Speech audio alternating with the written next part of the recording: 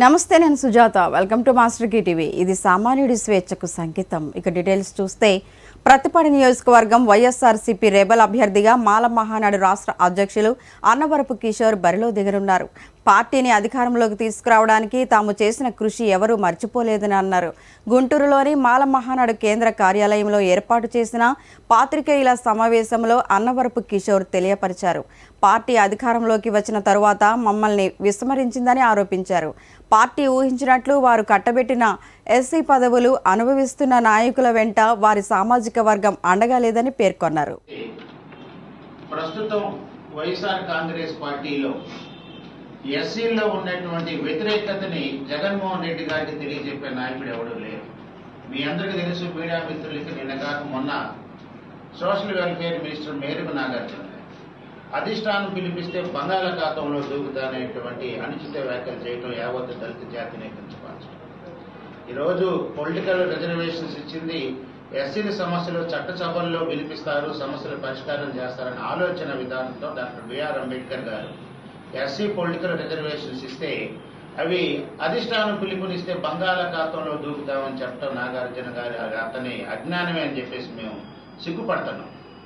తర్వాత మా పేర్లు పరిశీలనలో వచ్చిన ప్రతిసారి కూడా నేరుగా నాగార్జున గారికి మరి నేనేం అడ్డమయ్యానో నాకైతే తెలియదులే, కానీ ప్రతిసారి కూడా మా మీద ఏదో ఒకటి చెప్పటం, మాకు రాజకీయ భవిష్యత్తు లేకుండా తొక్కటం, ఇవి మాకు సాక్ష్యాలతో సహా తెలియటం. సరే, మేము ఇన్ని తెలిసినా కూడా సజ్జల గారి దృష్టికి తీసుకెళ్ళాం. సజ్జల గారు కూడా అంతగా పెద్దగా స్పందించక, మీరు ఇంకా 2024లో కూడా పార్టీ కోసం పనిచేయండి, ఎగరండి, చిందులేయండి, గెలిపించండి అనేటువంటి రొటీన్ వాయిస్ ఇచ్చారు, కానీ మాకు స్పష్టమైన భరోసా కానీ హామీ కానీ ఇవ్వలేని. గత బీఆర్ఎస్ ప్రభుత్వం విద్యుత్ కొనుగోలులో పెద్ద ఎత్తున అవినీతికి పాల్పడిందని ఎంపీ రాజ్యసభ సభ్యుడు లక్ష్మణ్ అన్నారు. కాంగ్రెస్ ప్రభుత్వానికి కూడా ఎన్టీపీసీ 2 సార్లు లేఖ రాసిందని, కానీ కాంగ్రెస్ ప్రభుత్వం స్పందించడం లేదని ఆరోపించారు. రాష్ట్రంలో ఉత్పత్తి అవుతున్న పవర్లో 80% మన రాష్ట్రానికి ఇవ్వడానికి ఎన్టీపీసీ సిద్ధంగా ఉందని తెలిపారు. థర్మల్ ప్రాజెక్ట్స్ నుంచి ఉత్పత్తి చేసి అందులో 85% విద్యుత్ రాష్ట్రానికే కేటాయించాలని, అలాగే బొగ్గు కేటాయింపు అన్ని ఆమోదాలు కూడా కేంద్ర ప్రభుత్వం ఇవ్వాలని చెప్పి ఆ విభజన చట్టంలో నిర్దేశించడం జరిగింది. దానికి అనుగుణంగానే మొదటి దశ 800 మెగావాట్ల ఈ 2 అంటే 1600 మెగావాట్లతో కూడుకున్నటువంటి సూపర్ థర్మల్ పవర్ ప్రాజెక్టును మన ప్రధానమంత్రి నరేంద్ర మోడీ గారు ఇటీవలనే జాతికి అంకితం చేశారు. అవుట్ ఆఫ్ 4000 1600 మరి అది ప్రొడ్యూస్ చేసి జాతికి కూడా అంకితం చేయడం జరిగింది. రెండవది 2016-17లో ఎన్టీపీసీ ఈ ప్రాజెక్టు 2వ దశను 17,739 కోట్ల అంచనాలతో రూపొందిస్తే 2022-23 ఆ ధరలతో తిరిగి మదింపు చేయవలసి ఉన్నదని పీపీఏకి ఆనాటి బీఆర్ఎస్ ప్రభుత్వము ముందుకు రాలేదని చెప్పడం జరిగింది.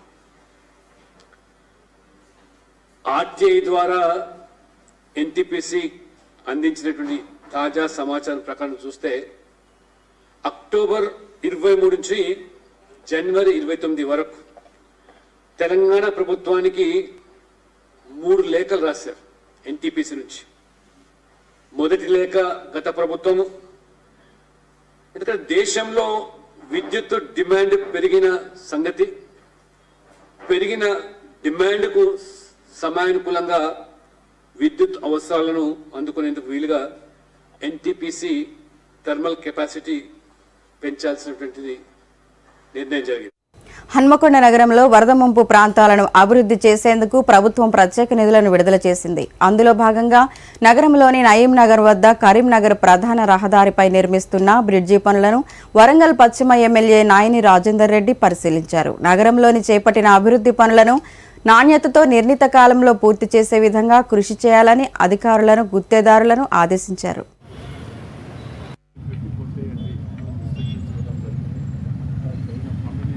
చేయించుకొని మళ్ళీ తీసుకురావడం జరిగింది. దీంట్లో భాగంగానే వర్క్ స్పీడ్ అయిపోయి రాబోయే వర్షాకాలం లోపల ఇది మొత్తం కూడా చుట్టూ కూడా ఎక్కడ నిలవకుండా ఎక్కడ ఏ ఇబ్బంది జరగకుండా చూడటానికి మా ప్రయత్నంలో పూర్తి స్థాయిలో రాత్రి పగలు పని చేస్తానికి కాంట్రాక్టర్